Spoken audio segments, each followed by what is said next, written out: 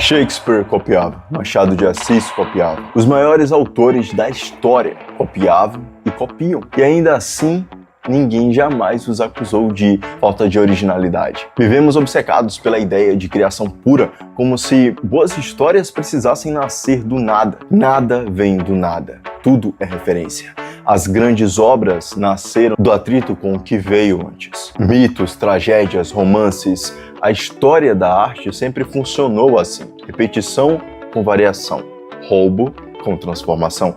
O cinema herdou isso da literatura, que por sua vez herdou isso dos mitos e... cara, é assim que as coisas funcionam. Sabe, recentemente eu assisti um filme chamado As Linhas Tortas de Deus. Jesus amado, que filme ruim. Mas ele me fez lembrar de um filmaço que eu amo, chamado A Ilha do Medo, de Martin Scorsese. Em As Linhas Tortas de Deus, o autor copia exatamente tudo do filme do Scorsese. O plot twist, a trama, tudo. Mas tem dois problemas. Primeiro, que ele faz isso mal feito. E o segundo é que ele não apenas copiou, mas ele tentou fazer igual. E isso é que é perigoso. Porque nós, autores, criadores, podemos copiar, mas uma coisa que a gente não pode fazer é fazer igual. O William Shakespeare, ele é o maior exemplo disso. Poucos autores foram tão diversificados, eu acho que essa é a melhor palavra para definir, em termos de enredo e tão revolucionários em termos de resultado. Ele bebia de crônicas históricas, lendas medievais, mitologia clássica, contos populares e textos religiosos. Romeu e Julieta têm raízes claras na história de Píramo e Tisbe, presente em Metamorfoses, de Ovídio. Hamlet, por sua vez, deriva da lenda nórdica de Amleth, que inclusive virou um filmaço recentemente. Nada disso explica Shakespeare. O que torna ele tão singular não é a fonte, é a voz. A gente já falou sobre isso no meu vídeo de Michael Jackson, vale a pena assistir, tá passando aí em algum lugar e o link tá na descrição também. Shakespeare observava a natureza humana como uma atenção quase cruel, digamos assim. Seus personagens não são arquétipos estáticos, eles são seres dilacerados por desejo, medo, poder, ambição, culpa. Ele contou histórias com a realidade do sentimento humano. Deu interioridade aos conflitos e linguagem à contradição, poesia ao caos emocional. Foi aí que a cópia se tornou algo novo. Machado de Assis percorreu um caminho bem semelhante, embora em outro tempo, outro espaço, outro tom. Mas as suas influências também são vastas. Ele se inspirou em Shakespeare pela profundidade psicológica, Laurence Sterne pela ironia e pelas digressões metalinguísticas, Alexandre Dumas pela literatura popular, que é maravilhoso, pelo amor de Deus, O Conde de Monte Cristo, Três Mosqueteiros, enfim. John Milton com O Paraíso Perdido. Mas, assim como Shakespeare, o Machado ele não se limitou a imitar os estilos, ele observou o cotidiano, o Brasil do século XIX, com as suas contradições políticas, sociais e morais. E todas essas pautas se tornou matéria-prima de sua obra.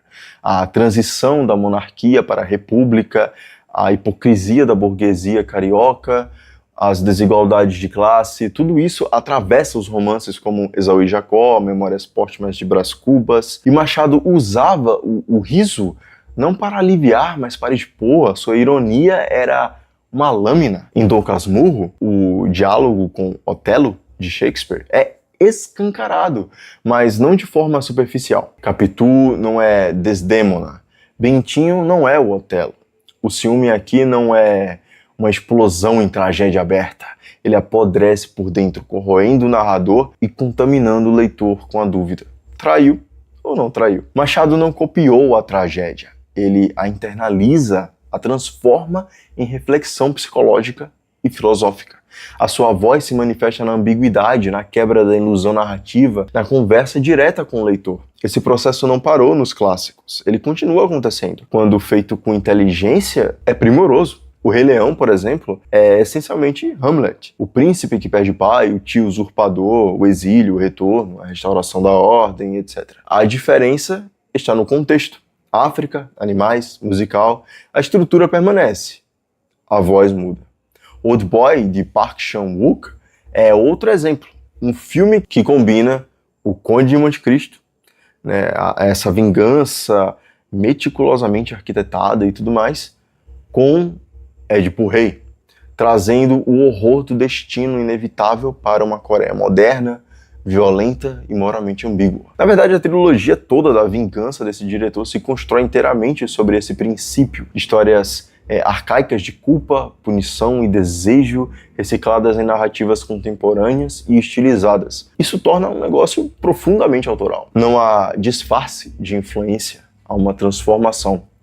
Tolkien também não escondeu as suas fontes. A sua obra bebe diretamente da mitologia nórdica, do folclore anglo-saxão, das sagas épicas e da tradição cristã. Se você pesquisar sobre o Anel de Nibelungo, vai encontrar grandes semelhanças com o Senhor dos Anéis.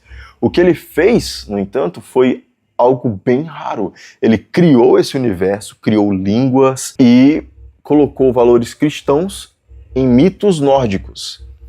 Ele deu a sua voz. A Operação Cavalo de Troia, de J.J. Benítez, acho que é assim que fala o nome dele, parte de uma premissa bem ousada, uma operação secreta da Força Aérea dos Estados Unidos dos anos 70, que envia astronautas ao passado para observar a vida de Jesus Cristo. A ideia vem de Eis o Homem, de Michael Moorcock, onde um viajante no tempo tenta reviver a vida de Jesus Cristo, acaba se passando por Jesus. Moorcock, ele dialoga com reflexões filosóficas de Jung, especialmente em O Indivíduo Moderno em Busca de uma Alma. Então, olha que negócio interessante, como funciona o diálogo nas obras.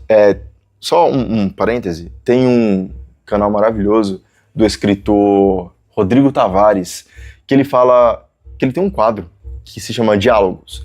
E ele fala exatamente sobre isso, sobre o diálogo que acontece entre as obras, sobre como a literatura é uma conversa do leitor com o autor. E olha só que legal.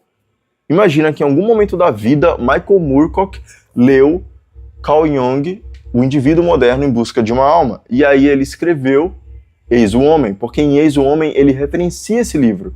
E aí o J.J. Benítez, ele leu Eis o Homem e escreveu a Operação Cavalo de Troia. Criar exige repertório. Ler, assistir e estudar o que veio antes não são etapas paralelas à criação, são a própria criação em seu estado latente. Estamos quase no fim do vídeo e aproveita esse momento para pedir o seu like. Inscreva-se no canal e se está gostando do vídeo, se está gostando do conteúdo, compartilha. E caso você tenha interesse em adquirir qualquer livro que eu citei ou que eu vou citar, vai pelo meu link da Amazon que está na descrição. Ajuda muito o canal, vocês não têm noção. A ideia de originalidade absoluta ignora um ponto bem básico.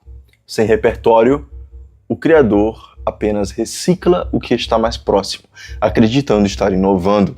Com o repertório, ele transforma influência em linguagem. Olha que curioso, eu li recentemente em algum lugar que o rapper R.M. Afirmou que a sua canção Come Back to Me foi inspirada pela filosofia absurdista de Albert Camus, especialmente em O Mito de Sísifo. E isso é muito legal. É exatamente isso que eu acabei de falar, sobre o diálogo entre artistas, né? Um inspirando o outro, que inspira o outro. E na música, isso é uma coisa muito evidente. Você vê, por exemplo, James Brown, que inspirou Michael Jackson, e Michael Jackson, por sua vez, inspirou uma legião de artistas. No cinema mesmo, o Quentin Tarantino, ele é um caso bem evidente disso, como eu explico no meu vídeo do Superman. Tá passando aqui nos cards, link na descrição também.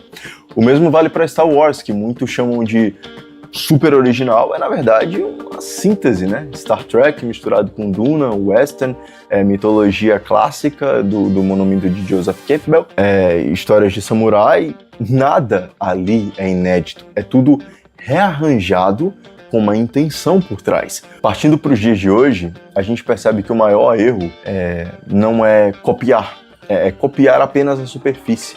Eles copiam arquétipos sem conflito, estrutura sem densidade, estética sem visão. O passado vira meio que um verniz sem fundamento. E quando isso acontece, a obra pode até funcionar momentaneamente, mas ela não permanece. Não é a primeira vez que eu bato essa tecla aqui no canal, mas é uma coisa que eu acho que precisa ser reforçado. Clássico é clássico por um motivo. E estudar os clássicos não é um gesto de nostalgia, é um gesto de formação. As histórias atravessaram séculos e fizeram isso porque tocaram em algo essencial: o sentimento humano. Medo, culpa, amor, desejo, esperança. Isso não muda. O que muda é a forma de fazer, a forma de dizer. Então, se você é um autor, e tem uma ideia? Desculpa, mas ela não é original. Estude o passado e o que influenciou você a ter essa ideia. E ao escrever, você pode traduzir a originalidade através da voz e mistura de influências. Afinal, toda a história já foi contada, mas nunca por você. Copiar é inevitável. Fazer igual é escolha. Então é isso, pessoal. Muito obrigado por assistirem o vídeo até aqui. Deixe o seu like, inscreva-se no canal e até o próximo.